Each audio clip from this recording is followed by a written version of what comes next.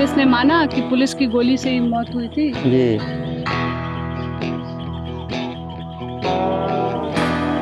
ये छत्तीसगढ़ का बस्तर इलाका है।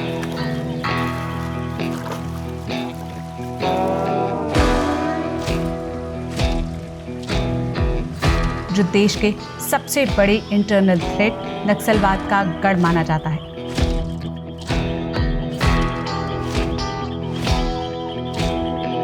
सालों से ये इलाका सुरक्षा बलों और माओवादियों के बीच चल रही मुठभेड़ का बैटलफील्ड बना हुआ है।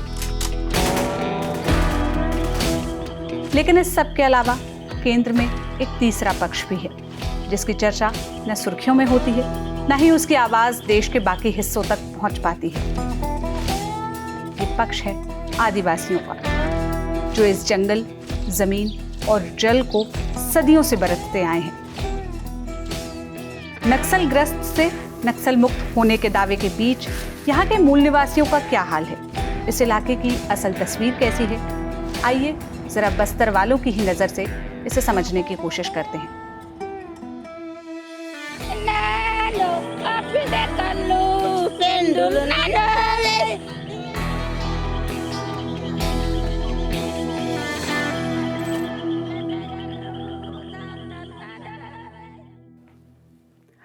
इस असुविधा के लिए खेद है, लेकिन आपसे एक जरूरी बात कहनी थी। देश के उन हिस्सों तक पहुंचने में जिनका जिक्र केवल सुर्खियों में सिमट कर रह जाता है, न केवल बहुत मेहनत लगती है, बल्कि रिसोर्सेज की भी जरूरत पड़ती है। तो अगर आपको जिसकी ग्राउंड रिपोर्ट जरूरी लगती है, जमीनी हकीकत दिखाने की हमारी ये कोशिश माकूल मालूम पड़ती है, तो आप स्क्रीन पर दिख रहे QR कोड को स्कैन करके इसे सपोर्ट कर सकते हैं। डिस्क्रिप्शन और कमेंट में दिए गए लिंक पर क्लिक करके आप जस्ट के मेंबर भी बन सकते हैं। तो आइए साथ मिलकर उस बदलाव का हिस्सा बने जो हम देखना चाहते हैं, उस जर्नलिज्म को सपोर्ट करें जिसे हम आगे बढ़ाना चाहते हैं।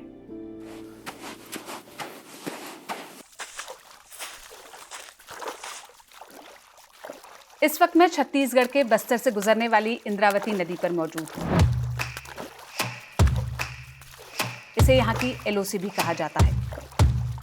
नदी के एक तरफ माओवादियों की जनताना सरकार चलती है और नदी के दूसरी तरफ राज्य की और देश की लोकतांत्रिक सरकार का राज है। आज तक सन 2025 तक, आज़ादी के 78 साल बाद तक, इस इलाके का एक बहुत बड़ा हिस्सा सरकार से और उसकी पहुंच से दूर रहा। 4 दशकों से यह हिस्सा न केवल देश से कटा रहा, बल्कि पूरी तरह नक्सलियों के जद में रहा। नक्सलग्रस्त इलाकों का क्या हाल है? सुरक्षा बलों और माओवादियों के बीच फंसे आम आदिवासियों का जीवन कैसा है? इसे ही जरा करीब से देखने की कोशिश करते हैं। इस इलाके में रहने वाले आम आदिवासियों के जीवन के एक आम दिन की अब पहली झलक देखिए। ये लोग राशन लेकर इंद्रावती नदी पार करके अबूझमाड़ की तरफ जा रहे हैं। हाथ में इन औरतों के बच्चा है, सर पे 35 किलो चावल है, जो हर महीने इन्हें सरकार की तरफ से मिलता है। ये माड़िया समुदाय के आदिवासी हैं। ये अबूझमाड़ के इलाके में रहते हैं। गोंडी इनकी भाषा है। यहाँ बहुत कम लोगों को हिंदी आती है, और ऐसा मैं इसलिए बता पा रही हूँ क्योंकि मैं खुद छत्तीसगढ़ की रहने वाली हूँ। मुझे गोंडी थोड़ी बहुत समझ आती है, इन्हें हिंदी थोड़ी बहुत समझ आती है। भाषा ज़रूर एक दिक्कत होगी बातचीत के दौरान, लेकिन मुझे लगता है कि इनके संघर्ष, इनकी ज़िंदगी समझने के लिए, देखने के लिए शायद ये इतना बड़ा बैरियर ना हो, क्योंकि उधर पानी का लेवल कम है, नाव चल नहीं सकती, इसलिए आधी नदी ये लोग पैदल पार करके आते हैं। फिर ये जो टापू सा है यहाँ रुकते हैं, और ये लकड़ी से बनाई हुई जो नाव है उसमें ये लोग अपना राशन ढोकर बाकी की नदी पार करेंगे। क्या नाम है? सुशीला। सुशीला जी। कौन से गांव से हो सुशीला? डूंगा। डूंगा जी। कहाँ से राशन लेकर आ रही हो? सीका। हाँ, कहाँ से? सीका। अच्छा, कैमरा हटा देते, कैमरा हटा देते। कहाँ से राशन लेकर आ रही हो? सीका। सीका जी। क्या क्या लेकर आई हो आज राशन में? चावल लेकर। चावल और नमक शक्कर वगैरह नहीं मिला है? मिला है लेकिन नहीं लाए, मैं वहाँ रख के आए हैं। वहाँ रख के आए? जी। क्यों? ला नहीं पा रहे हैं। भारी हो गया। जी। इस नदी को पार करते हुए मैं उस संघर्ष को महसूस कर पा रही हूँ जो यहाँ के आम लोगों के लिए शायद संघर्ष ही नहीं है। हर छोटी बड़ी ज़रूरत के लिए ये नदी पार करके जाना इन लोगों की आम दिनचर्या का हिस्सा है।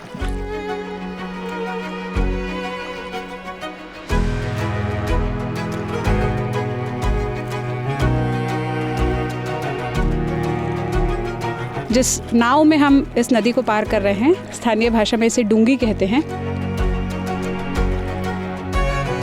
राशन जैसी अदद सी चीज़ जो हम में से कितने ही लोगों के लिए एग्जिस्ट ही नहीं करती। मतलब मैं तो जिस शहर में रहती हूँ, एक स्विगी जोमेटो जेप्टो या ब्लिंकिट करो और 10 मिनट में जो सामान मुझे चाहिए वो पहुँच जाता है। लेकिन इनके लिए अस्पताल जैसी ज़रूरी चीज़ से लेकर राशन जैसी रोज़मर्रा की चीज़ तक सबके लिए संघर्ष बराबर है।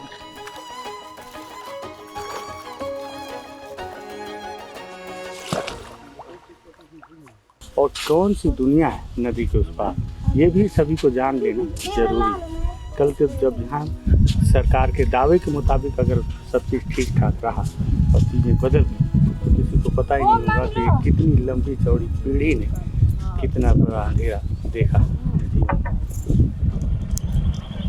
जंगल में घुसते ही हमें सबसे पहले ढोल नगाड़े का शोर सुनाई दिया, तो हम भी पहले वहीं मुड़ गए जहाँ से आवाज़ आ रही थी। यहाँ आके पता चला कि गांव में शादी हो रही है ना? गांव का शादी हो रहा है। क्या नाम है आपका? सीताराम। सीताराम। हम चल सकते हैं शादी देखने के लिए? चल सकते हैं। अच्छा आओ।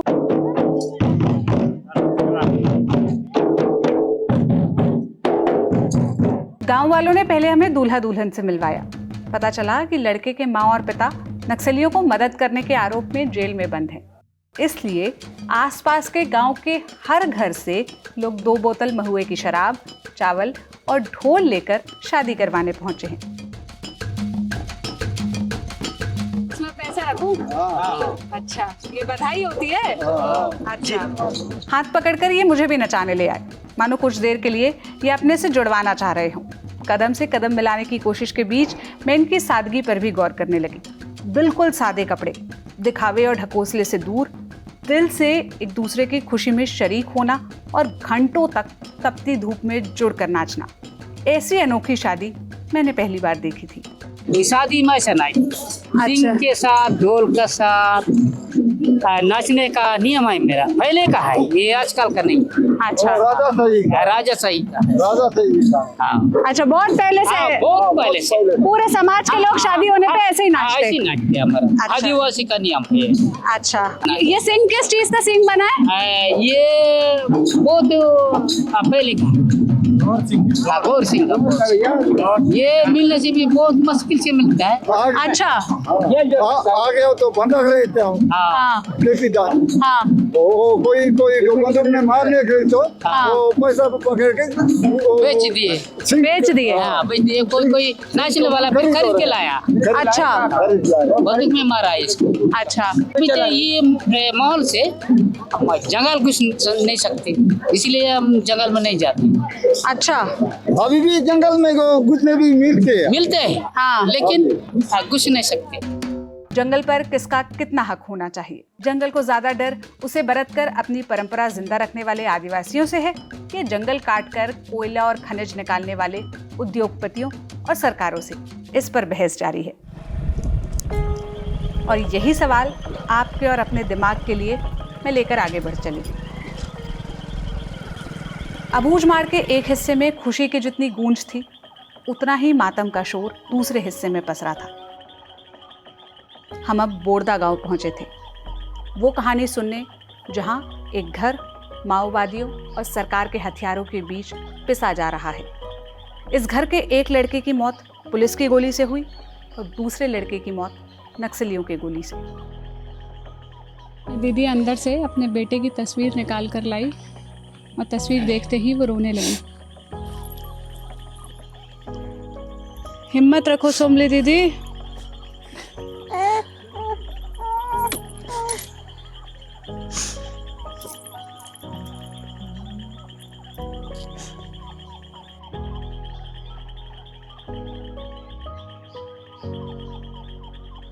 आपका सबसे बड़ा बेटा सुधराम, चुदराम, इनके बाद कौन था? राजू, राजू, फिर रमेश रमेश और सुक्को। सुक्को। सुक्को आप लोगों की बहन है? जी, बहन लगते। अच्छा, अब इनके 4 बच्चों में से केवल 2 ही बच्चे बचे हैं, एक सुधराम और दूसरी सुक्को। जब हम रास्ते में आ रहे थे तो हमें रमेश की स्मारक भी दिखी जो गांव वालों ने बनवाई। स्मारक पर लिखा हुआ है कि रमेश की मौत 31 जनवरी 2024 को हुई। क्या रमेश भैया की क्या कहानी है? तो उसको हम ही लोग बेच रहे थे। हाँ। उधर वो छोटे बच्चे के लिए कार्यक्रम करने के लिए हम लोग मुर्गा तरफ बेच रहे थे। इसलिए से वहाँ बुआ के यहाँ गया था। बुआ खाना वाना पकाया, उसके बाद खाना खा के जाएंगे बाबू बोला।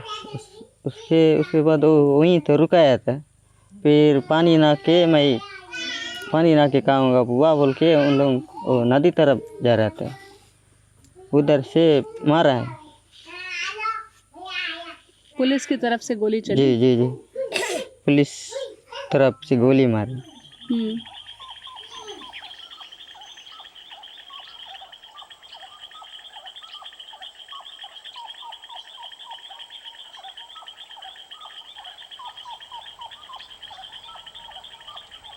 जैसे ही मैंने बच्चों का नाम लिया, सोमली दीदी की आंख में आंसू आ गए। उसका कोई मुआवजा मिला रमेश का? नहीं, अब तक कुछ नहीं मिला? नहीं मिला। पुलिस ने माना कि पुलिस की गोली से ही मौत हुई थी? जी, मान लिया है। वो क्या मामला अभी वहाँ थाने में है? जी, कोर्ट में चल रहा है? कोई जानकारी है आप लोगों को?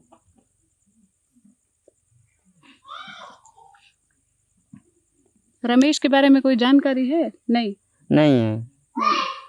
इस बात को 1 साल हुआ था कि फिर इनको अपने दूसरे बेटे राजू के मौत की खबर मिली, आज से 3 महीने पहले। राजू का कोई मुआवजा मिला? हाँ, राजू का दొరకమతి अद कटला काम की निंजरे 50,000 इस्मत रमेश ना सारा न वेंडिल्लो इच्चिर वेंडे दुग्गड़ पैसिल्लो रमेश ना बात इल्लो पिल्ला नया संजीव यो केन वडेरगा बेगा नन बच्चा कितना। सरकार से, नक्सली से कुछ बोलना है आपको? पुलिस नौकर रवि मनोन आरे भूमि चोर मंदना भूमि 3 बेनो कामा की तो गाड़ी लोना गोड्डी लोना नन रान मुत्ते कोड़ियार रांडू मरकूटा नन बेले आसबद की था आप स्थगित के काम की तो। वो ये कह रही हैं कि पुलिस की नौकरी नहीं चाहिए, ऑफिस का कोई काम दो, क्योंकि अब यहाँ सारी औरतें अकेली रह गई है। रमेश की बीवी भी अकेली है, मैं भी अकेली हूँ, तो कम से कम ऑफिस की नौकरी मिलेगी तो ये बच्चा वहाँ जा पाएगा और वापस घर आ पाएगा, मतलब इसकी जान सुरक्षित होगी।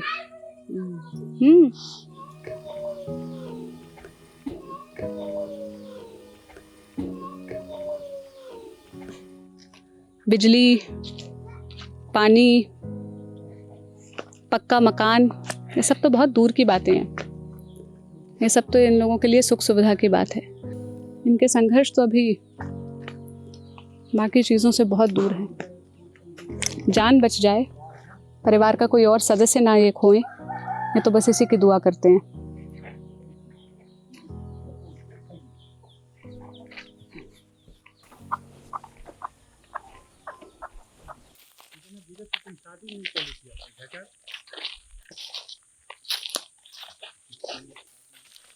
देखिए, एक समय में यहाँ पर माओवादियों की जन अदालत लगा करती थी। ये सारे जो स्मारक हैं उन्हीं के सिंबल भी दिखेगा आपको।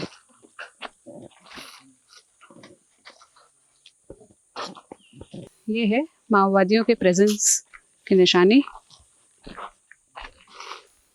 भारत की कम्युनिस्ट पार्टी माओवादी क्लियरली लिखा हुआ है, सिंबल बने हैं, आज भी झंडा लहरा रहा है और आगे जिन माओवादियों की जान गई थी मुठभेड़ में उनका जिक्र है।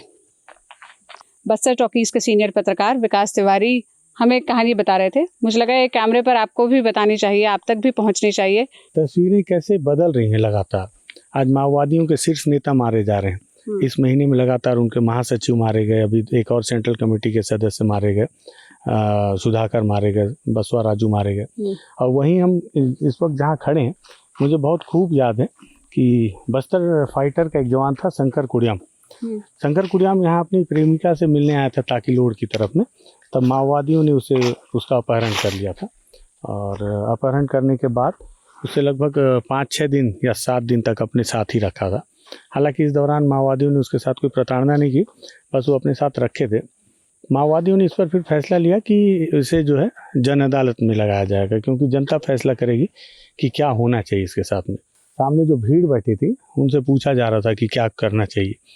सारी जनता ने जब मौत की सज़ा मुकर्रर की उस बस्तर फाइटर के जवान के लिए, फिर माओवादियों के शीर्ष नेताओं ने भी उसको सुनकर और बहुत धैर्य से फिर उस पर एक अपना फैसला दिया कि इसे पहली बार आया है और इसने अब तक कोई गलती नहीं की है। शंकर कुड़ियाम ने भी यहाँ पर वादा किया कि मैं यहाँ से वापस जाकर ये नौकरी छोड़ दूंगा, मैं परिवार को चलाने के लिए ही ये नौकरी ज्वाइन किया था।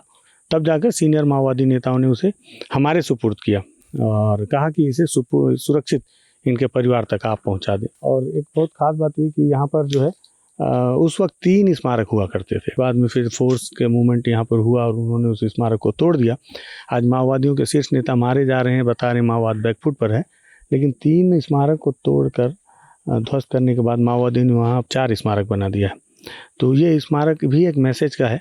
क्या मैसेज है, कौन कमज़ोर हो रहा है, 31 मार्च 2026 तक क्या वाकई माओवाद खत्म हो जाएगा, क्या तस्वीर होगी, ये तो आने वाला वक्त बताएगा। तो अबूझमाड़ के इन्हीं जंगलों से पिछले दिनों एक वीडियो वायरल हुआ था, जिसमें जो सिक्योरिटी फोर्सेस के जवान हैं उनको माओवादियों की एक सुरंग मिली थी।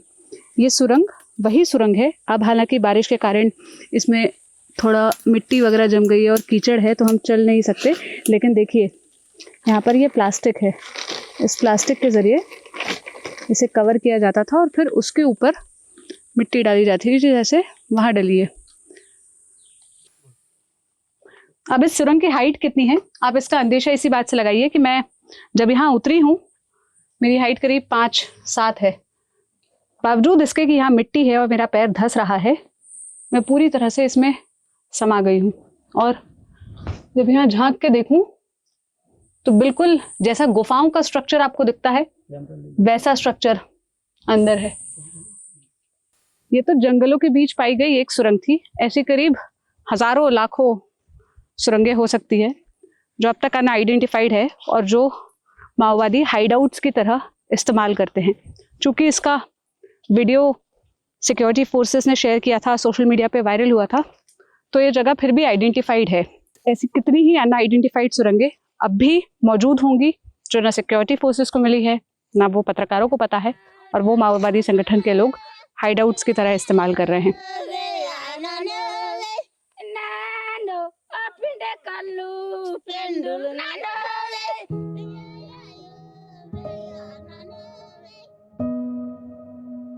जिस अबूझमाड़ को आज तक कोई नहीं बूझ पाया, उसे इतने कम समय में कैसे ही समझा जा सकता है। लेकिन करीब पहुंचकर यहाँ रहने वालों की नज़र से इसे जितना देखा जा सकता था, हमने वही समझने और दिखाने की कोशिश की। नरेश सक्सेना ने कहा था, पुल पार करने से पुल पार होता है, नदी पार नहीं होती। नदी पार नहीं होती नदी में धंसे बिना। वैसे ही जंगल को नहीं समझा जा सकता जंगल में रहे बिना, सिर्फ देखा जा सकता है। वही देखने की और आपको दिखाने की हमने कोशिश की।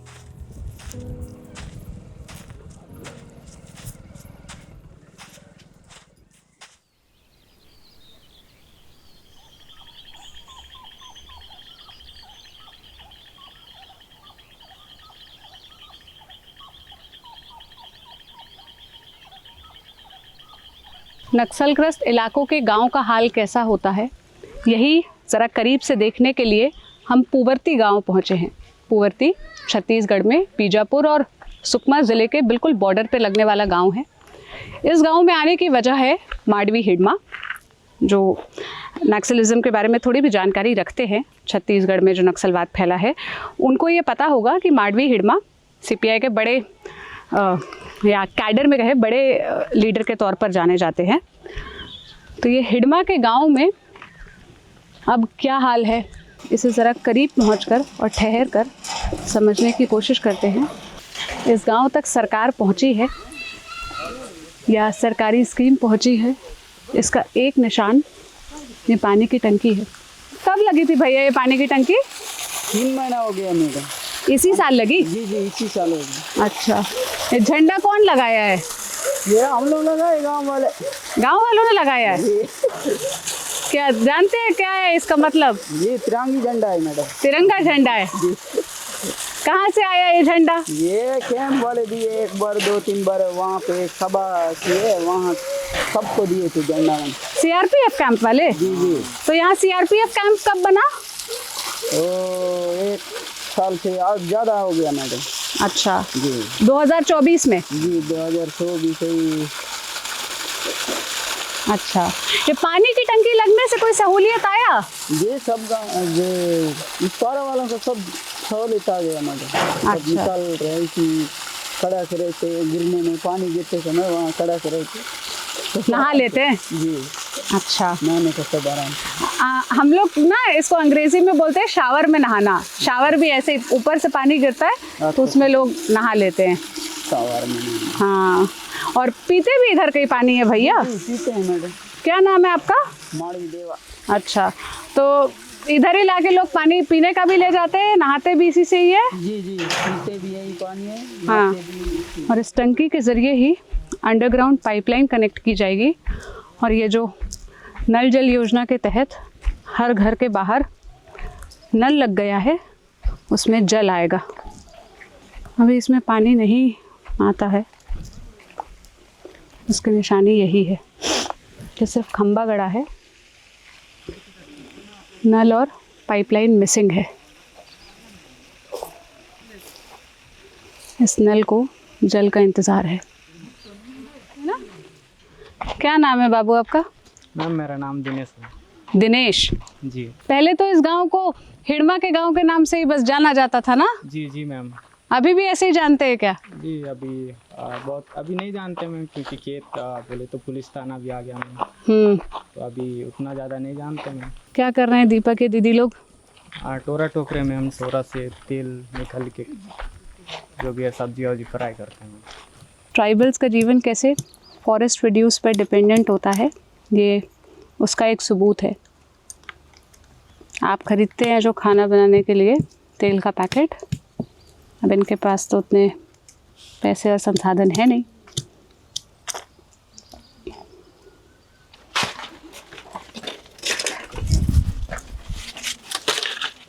ये देसी पानी की बोतल है? जी जी मैम। कैसे बनाई गई है ये? मैम जब लौकी जब पूरी तरह पक जाता है ना मैम, उसके बाद इसको अंदर से निकल देते हैं, अंदर का खाने का जो है, उसके बाद इसको सुखा के ना पानी के लिए इस्तेमाल करते हैं। उसके ऊपर बोरा लगाया है ना? जी जी, ठंडा के लिए। आदिवासियों से बेहतर जंगल को बरतना कोई नहीं जानता, प्रकृति को बरतना कोई नहीं जानता। आप इनके घर देखेंगे, सबके घर मिट्टी के बने हुए हैं, छत खपरेल की है और घर में इस्तेमाल होने वाला लगभग सारा सामान जंगल की ही चीज़ों से बना हुआ है। 2 ठोक खाट पड़ा है, यही इनका बेडरूम है, यही इनका वरांडा है। खपरेल रखने के लिए जो लकड़ी रखी है उसी पे ही तार बांधा है। यह है इनकी अलमारी जिसमें ये कपड़े रखते हैं।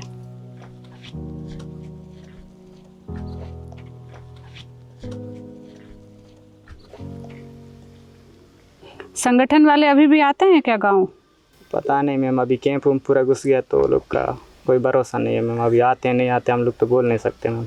कैंप वालों का कैसा बर्ताव है? थोड़ा बहुत ठीक है मैम, लेकिन जब शुरुआती दौर था ना मैम तब थोड़ा धमकाते थे बहुत ज़्यादा। जब कैंप लगा था? जी जी। अभी ठीक है मैम। क्यों धमकाते थे? गांव में कोई आए होंगे, आप लोग नहीं बता रहे हो क्या, इस टाइप का मतलब थोड़ा बहुत धमकाते थे। लेकिन अभी थोड़ा बहुत ठीक है मैम। अब नहीं करते हैं? अभी वो नहीं करते मैम। यहाँ के अभी भी डर है दीपक? मैम अभी तो उतना ज़्यादा डर नहीं है। अभी तो फर्स्ट में जितना डर था मैम अभी बहुत कम है। अभी यहाँ इमली के पेड़ के नीचे कुछ दादा लोग बैठे हैं, ये टोकनी बना रहे हैं। इसका इस्तेमाल ये लोग घर में सामान रखने के लिए, जंगल से महुआ वगैरह बीन कर लाने के लिए करते हैं। सेल्फ सफिशिएंट ट्राइबल्स को इसलिए कहा जाता है, इनको पता है कि ज़रूरत की चीज़ों को कैसे बनाया जाए, वो स्किल्स हैं इनमें।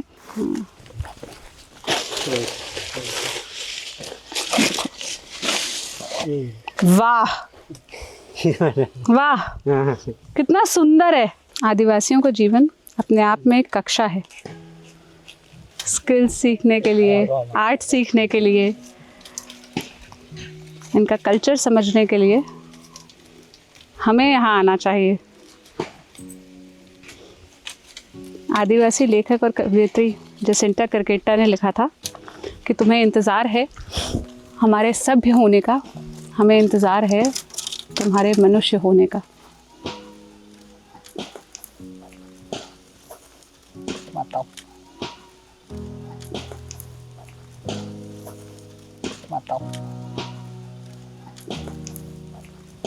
कभी हिडमा के नाम पर जाने जाने वाला ये पुवर्ती गांव आज 2025 में ऐसा दिखता है।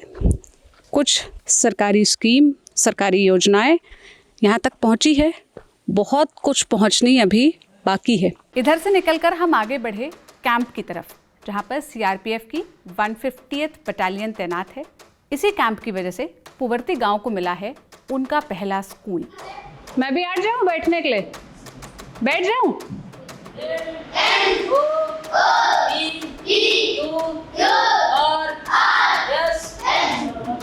और इसी कैंप के एस्टैब्लिशमेंट के बाद इस गांव से पहली बार बस चली है।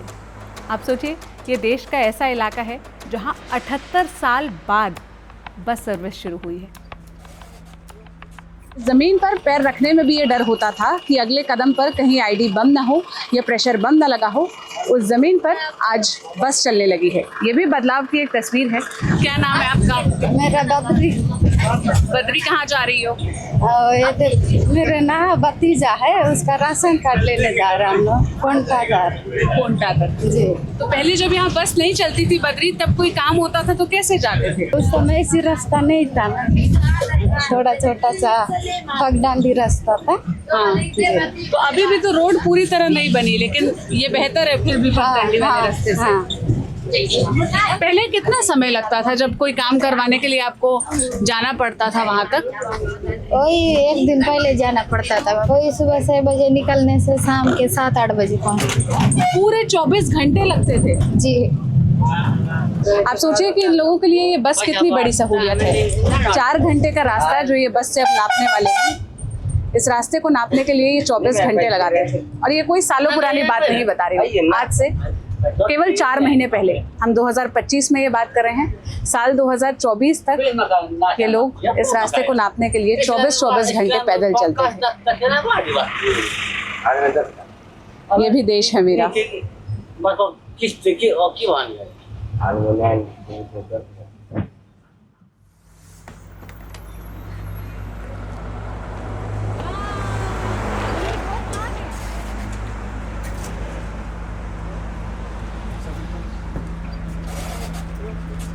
अब हम पुवर्ती से निकलकर जगरगोंडा गांव पहुंच चुके हैं।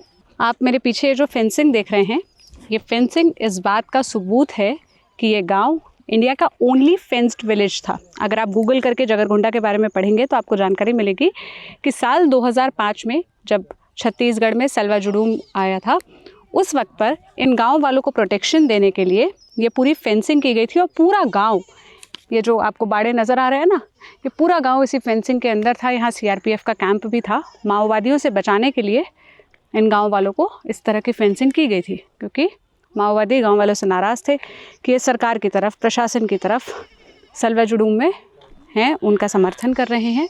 इसीलिए गाँव वाले भी एंटी माओवादी हैं, एंटी नक्सली हैं, तो इन्हें खतरा था माओवादियों से। अब जब 2025 में हम यहाँ आए हैं तो सड़क बनती हुई नज़र आ रही है, सामने एक बैंक नज़र आ रहा है, और ये बाड़ेबंदी भी एक तरफ से जहाँ से रोड बनी है खुल गई है। एक समय था पूरा गिरा हुआ था। हाँ, कौन सा समय था वो? ये 3-4 साल पहले। अभी मतलब हो गया 1 साल आवक जावक हो रहा है बस। अच्छा, तो क्या इस गांव में बहुत डर था क्या नक्सलियों का? क्या है गांव में भी पुलिस वाले हैं, कहीं हर घर में पुलिस वाले हैं, तो उनके लिए भी किया गया था। और ये बैंक कब बना दादा? बैंक अभी बना है, कुछ महीना हो गया। तो पहले भी तो सलवा जुडूम के पहले साल हमारा ग्रामीण बैंक था। हाँ, कौन से साल में?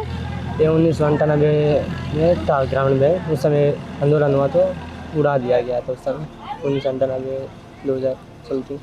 आप लोग के सामने उड़ाया गया था? सामने तो समझ नहीं थे, छोटे छोटे थे। पूरा बैंक उड़ा दिया था? हाँ। किसने? अभी किसने किया है कौन जानता है। ओए दादा लोगों ने, माओवादियों ने। आप ये सोचिए नक्सलवाद तो खत्म हो जाएगा लेकिन लोगों के अंदर से भय जाने में बहुत लंबा समय लगेगा। भैया बोल नहीं पा रहे हैं खुल के कि बैंक को नक्सलवादियों ने, माओवादियों ने उड़ाया था। अब 25 साल बाद 1998 सन 2000 में ये बैंक उड़ाया गया था। अब 2025 में 3 महीना पहले खुला है ना दादा बैंक? हाँ, 3 महीना पहले जाके वो बैंक खुला है। इन लोगों ने वो समय देखा है जो केवल आप अखबार की सुर्खियों में, हेडलाइंस में या rare of the rarest times की कहानियों में सुनते हैं कि एक ऐसा गांव जो बाड़े में बंद था, उसमें अब 2025 में पहुंचा है बैंक और एटीएम। ये है उसी गांव की कहानी।